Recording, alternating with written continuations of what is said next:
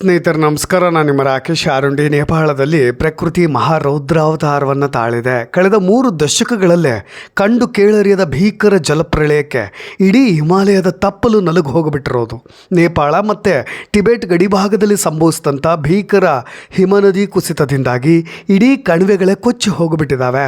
ನೋಡಿ, ಸದ್ಯದ ವರದಿಗಳ ಪ್ರಕಾರ ಭೀಕರ ಪ್ರವಾಹ ಮತ್ತು ಭೂಕುಸಿತಕ್ಕೆ ಸಿಲುಕಿ ಇದುವರೆಗೂ ಕೂಡ 400ಕ್ಕೂ ಹೆಚ್ಚು ಜನರು ಜೀವವನ್ನು ಕಳೆದುಕೊಂಡಿದ್ದಾರೆ. ಇನ್ನೂ 1500ಕ್ಕೂ ಅಧಿಕ ಮಂದಿ ನಾಪತ್ತೆಯಾಗಿರೋದು. ಅತ್ಯಂತ ಆತಂಕಕಾರಿ ವಿಷಯ ಅಂದರೆ ನಾಪತ್ತೆಯಾದವರಲ್ಲಿ 100 ಭಾರತೀಯರಿದ್ದಾರೆ. ಅವರಲ್ಲಿ ಕರ್ನಾಟಕ ಪ್ರವಾಸಿಗರು ಕೂಡ ಸೇರಿದ್ದಾರೆ.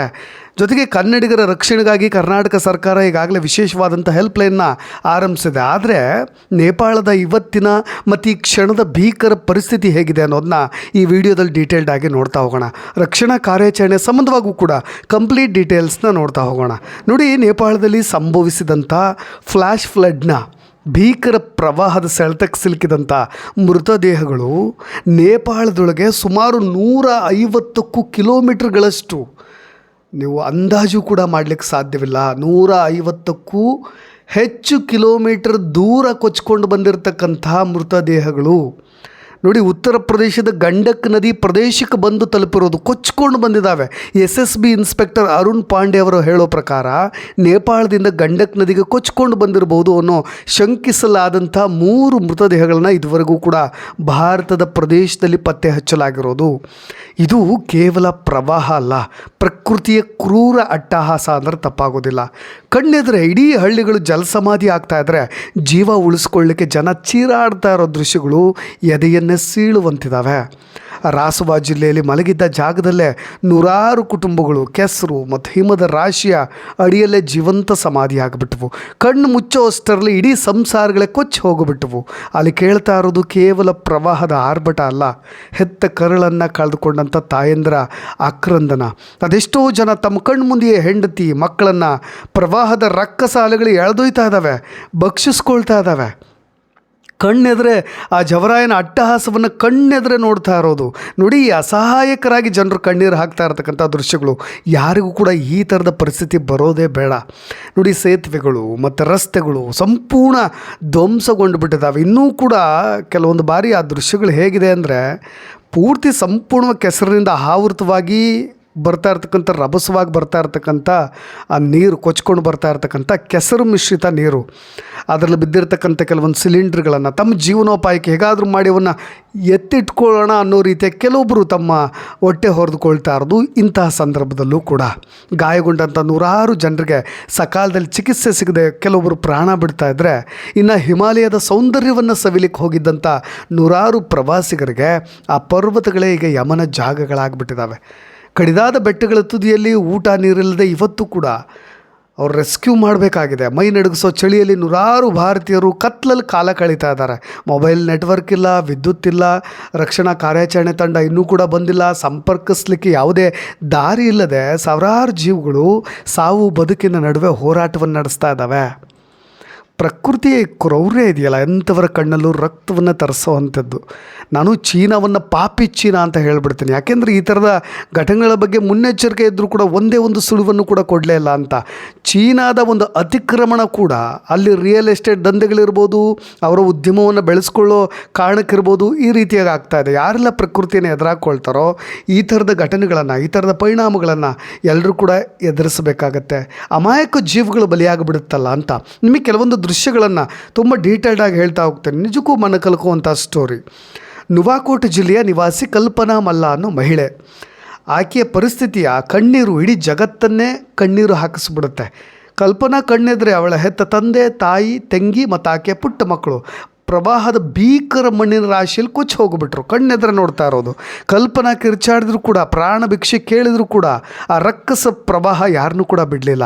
ನನ್ನ ಇಡೀ ಸಂಸಾರವೇ ನನ್ನ ಕಣ್ಣು ಮುಂದೆ ಕರಗು ಹೋಗಿಬಿಡ್ತು, ನಾನು ಯಾಕಾದರೂ ಬದುಕಿದ್ದೀನೋ ಗೊತ್ತಾಗ್ತಾ ಇಲ್ಲ ಅಂತ ಮಾಧ್ಯಮಗಳ ಮುಂದೆ ಆಕ್ರಂದನ ಆ ಮುಗಿಲು ಮುಟ್ಟು ಹೋಗಿಬಿಟ್ಟಿತ್ತು.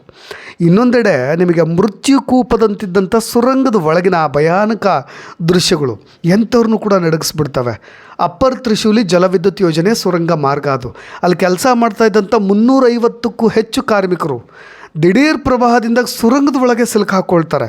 ಹೊರಗಡೆ ಕಂಪ್ಲೀಟ್ ಬೋರ್ಗರಿಯೋ ಪ್ರವಾಹ, ಆ ಕತ್ತಲೆಯಾಗಿರ್ತಕ್ಕಂಥ ಸುರಂಗದ ಒಳಗೆ ಉಸಿರಾಡಲಿಕ್ಕೂ ಕೂಡ ಗಾಳಿ ಇಲ್ಲದೆ, ಕುಡಿಲಿಕ್ಕೆ ನೀರಿಲ್ಲದೆ, ತಿನ್ನಲಿಕ್ಕೆ ಊಟ ಇಲ್ಲದೆ ಆ ಜೀವಗಳು ಸಾವು ಬದುಕಿನ ನಡುವೆ ನರಕ ಯಾತನೆಯನ್ನೇ ಅನುಭವಿಸ್ಬಿಟ್ವು.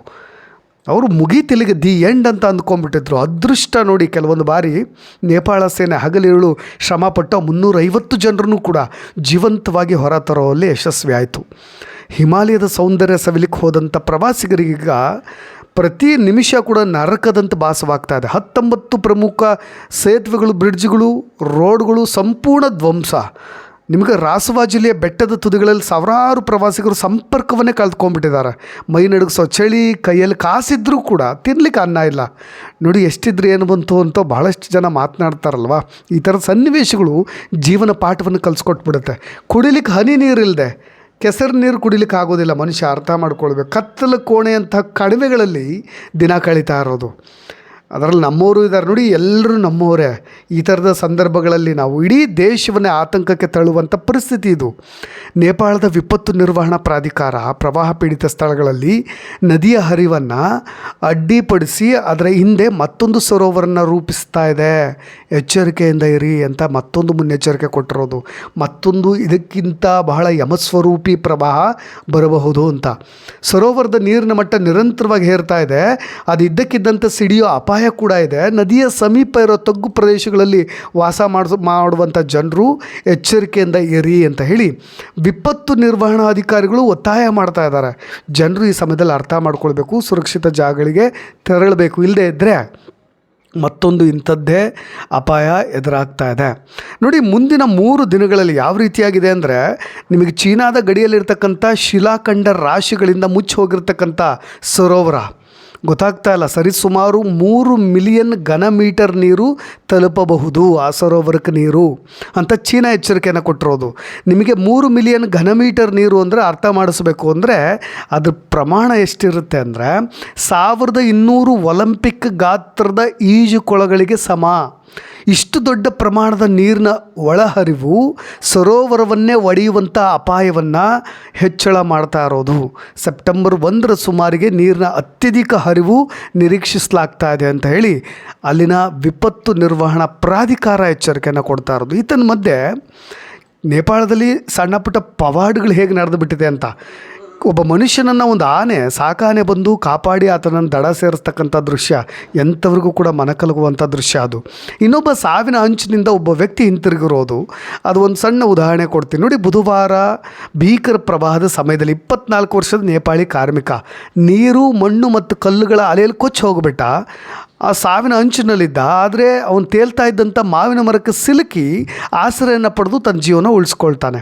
ಆತ ಬಿಬೇಕ್ ಕುಮಾಲ್ ಅನ್ನೋ ವ್ಯಕ್ತಿ. ಅತ್ಯಂತ ಹೆಚ್ಚು ಹಾನಿಗೊಳಗಾದಂಥ ಜಿಲ್ಲೆಗಳಲ್ಲಿ ರಸುವಾ ಜಿಲ್ಲೆ ಒಂದು. ಅದೇ ಊರಿನವನೀತ. ಪ್ರವಾಹ ಬಂದಾಗ ಏನು ಮಾಡ್ತಾನೆ, ಅವನು ಬಿದೂರಿನ ತಗ್ಗು ಪ್ರದೇಶದಲ್ಲಿ ಹೊಸದಾಗಿ ಕಟ್ಟಲಾಗಿದ್ದಂಥ ಮನೆಯ ಹೊರಗಿನ ಶೌಚಾಲಯದ ಗುಂಡಿಯನ್ನು ಅಗಿತಾ ಇರ್ತಾನೆ. ಎಲ್ಲೋ ಒಂದು ಕಡೆ ಪಿಸುಗುಟ್ಟೋ ಶಬ್ದ ಕೇಳಿಸುತ್ತೆ. ಆಗ 4 ಸಹಚರರು ಅವನನ್ನು ಹೊರಗೆ ಹೋಗಿ ಓಡುವಂತೆ ಕೂಗ್ತಾರೆ. ಆದರೆ ಅವನು ಕೇಳೋದಿಲ್ಲ. ಅದೃಷ್ಟವಶಾತ್ ಇವನು ಸಿಕ್ಕಿ ಬೀಳ್ತಾನೆ. ಹೇಗೆ ಅಂದರೆ, ಪ್ರವಾಹ ಹತ್ರ ಬರ್ತಾ ಇದ್ದ ಹಾಗೆ ಬಿಬೇಕ್ ಕುಮಾಲ್ 5 ಅಡಿ ಆಳದ ಗುಂಡಿಯಿಂದ ಎದ್ದು ಹೊಡ್ಲಿಕ್ಕೆ ಪ್ರಾರಂಭಿಸ್ತಾನೆ. ಆದರೆ ಆ ನೀರಿನ ಬಲವಾದಂಥ ಹರಿವು ಶೀಘ್ರದಲ್ಲೇ ಅವನು ಕೊಚ್ಕೊಂಡು ಹೋಗಿಬಿಡುತ್ತೆ. ಆದರೆ ಈಗ ಸದ್ಯದ ಪರಿಸ್ಥಿತಿಯಲ್ಲಿ ಆತ ಕಠ್ಮಂಡುವಿನ ಆಸ್ಪತ್ರೆಯಲ್ಲಿ ಇಟ್ಕೊಂಡಿದ್ದಾರೆ. ಆದರೆ ಅಲ್ಲಿ ಮೀಡಿಯಾದಲ್ಲಿ ಹೇಳ್ತಾ ಇದ್ದ ಅವನು, ನಾನು ಓಡ್ಲಿಕ್ಕೆ ಪ್ರಾರಂಭ ಮಾಡಿದೆ, ಭೂಕಂಪ ಸಂಭವಿಸಿದಾಗ ದೊಡ್ಡ ಶಬ್ದ ಕೇಳಿಬಂತು, ನೀರಿನ ಗೋಡೆಯೂ ಕುಸಿದು ಬಿತ್ತು, ಪ್ರವಾಹವು ಅವ್ರನ್ನ ಮಣ್ಣು ಮತ್ತು ಅವಶೇಷಗಳೊಂದಿಗೆ ನನ್ನನ್ನು ಕೊಚ್ಕೊಂಡು ಹೋಗಿಬಿಡ್ತು. ಆದರೆ ನಾನು ಆ ಮಾವಿನ ಮರದಲ್ಲಿ ಸಿಲುಕಾಕೊಂಡೆ. ಆ ಮಾವಿನ ಮರ ಇಲ್ಲದೆ ಇದ್ದರೆ ನಾನು ಕೊಚ್ಕೊಂಡು ಹೋಗ್ತಾ ಇದ್ದೆ. ಮರಕ್ಕೆ ನೇತಾಡ್ತಾ ಇದ್ದಾಗ ಕೆಲಸ ಮಾಡ್ತಾ ಇದ್ದಂಥ ಮನೆ ಕಣ್ಮರೆ ಆಗೋದನ್ನು ಕೂಡ ನೋಡಿದೆ ಅಂತ. ಸ್ವಂತ ಮನೆ ತನ್ನ ಕಣ್ಣೆದ್ರೆ ಕೊಚ್ಕೊಂಡು ಹೋಗ್ತಾ ಇದ್ದರೆ ಡ್ರೀಮ್ ಪ್ರಾಜೆಕ್ಟ್ ಇರ್ಬೋದು, ಆತನ ಕನಸಿರ್ಬೋದು ಆ ಮನೆ. ಜೊತೆಗೆ ಬಲವಾದಂಥ ನೀರು, ದೊಡ್ಡ ದೊಡ್ಡ ಬಂಡೆಗಳು ಆತನ ಬಲಗಾಲಿಗೆ ಪೆಟ್ಟು ಕೊಡ್ತಾ ಇತ್ತಂತೆ. ಹರಿಬೇಕಾದ್ರೆ ಆ ಮಾವಿನ ಮರಕ್ಕೆ ಸಿಲುಕು ಹಾಕ್ಕೊಂಡಾಗ ಸಣ್ಣ ಪುಟ್ಟ ಗಾಯಗಳಾದವು ಅಂತ. ಸ್ನೇಹಿತರೆ, ಇತ್ತೀಚೆಗೊಂದು ದೃಶ್ಯ ನೀವು ನೋಡ್ತಾ ಇರ್ಬೋದು. ಹಿಮದ ಬಂಡೆ ಹೇಗೆ ಬಿದ್ದಿದೆ ಅಂತ. ಈಗಾಗಲೇ ಏನು ಕಾರಣ ಅನ್ನೋದು ಗೊತ್ತಾಗಿದೆ. ಇದು ಭೂಕಂಪ ಅಲ್ಲ, ಇದು ಹಿಮಪಾತ ಅಂದರೆ ನಿಮಗೆ ಹಿಮಕುಸಿತದಿಂದಾಗ ಆಗಿರೋದು ಅಂತ. 5200 ಮೀಟ್ರ್ ಅಂದರೆ ಜಸ್ಟ್ ಇಮ್ಯಾಜಿನ್ ಮಾಡ್ಕೊಳ್ಳಿ, 5200 ಮೀಟ್ರ್ ಎತ್ತರದಿಂದ ದೊಡ್ಡ ಹಿಮಬಂಡೆ ಆ ಕಣಿವೆಗೆ ಉರುಳು ಬಿದ್ದಿರೋದು, ಅಲ್ಲಿರ್ತಕ್ಕಂಥ ನದಿ ಮೇಲೆ ಬಿದ್ದಿರೋದು, ಅಲ್ಲಿಂದ ಬಂದಂಥ ಪ್ರವಾಹ ಇದು. ತಾಪಮಾನ ಏರಿಕೆ, ಬಲವಾದಂಥ ಗಾಳಿ, ಮಳೆ ಮತ್ತು ವೆದರ್ ಚೇಂಜ್ ಆಗ್ತಾ ಇರೋದು, ಇದು ಹಿಮ ಕರಗೋದಕ್ಕೆ ಮೇಯ್ನ್ ಕಾರಣ ಆಗಿರೋದು. ಯಾವಾಗ ಮೇಲ್ಮೈ ಕರಗ್ತಾ ಸಡಿಲಗೊಳ್ತೋ ಹಿಮಬಂಡೆಗಳು ಕಣಿವೆಗೆ ಉರುಳು ಬಿಟ್ಟಿರೋದು, ಆವಾಗ ದಿಢೀರ್ ಪ್ರವಾಹ ಸೃಷ್ಟಿಯಾಗಿದೆ. ಸ್ನೇಹಿತರೆ, ಹಿಮಾಲಯ ಪರ್ವತ ಶ್ರೇಣಿಯಲ್ಲಿ ಸಂಭವಿಸಿದಂಥ ಈ ಭೂಕಂಪ ಮತ್ತು ಭಾರಿ ಪ್ರಮಾಣದ ಹಿಮಬಂಡೆ ಕುಸಿತದಿಂದಾಗಿ ನಿಮಗೆ ಎತ್ತರದ ಪ್ರದೇಶದಲ್ಲಿ ಹರಿತಕ್ಕಂಥ ಲೆಂಡೆ ನದಿಯ ಹರಿವಿಗೆ ಕೃತಕವಾಗಿ ತಡೆ ಉಂಟಾಗಿಬಿಡುತ್ತೆ. ಅಲ್ಲಿ ಹರಿತಾ ಇದ್ದಂಥ ಲೆಂಡೆ ನದಿಯ ಮೇಲ್ಭಾಗದಲ್ಲಿ ಅಪಾರ ಪ್ರಮಾಣವಾದ ನೀರು ಮತ್ತು ಮಣ್ಣು ಶೇಖರಣೆಯಾಗಿ ಸೃಷ್ಟಿ ಮಾಡಿದಂಥ ಈ ಕೃತಕ ಅಣೆಕಟ್ಟು ದಿಢೀರ್ನೆ ಹೊಡೆದು ಹರಿಲಿಕ್ಕೆ ಶುರು ಮಾಡುತ್ತೆ.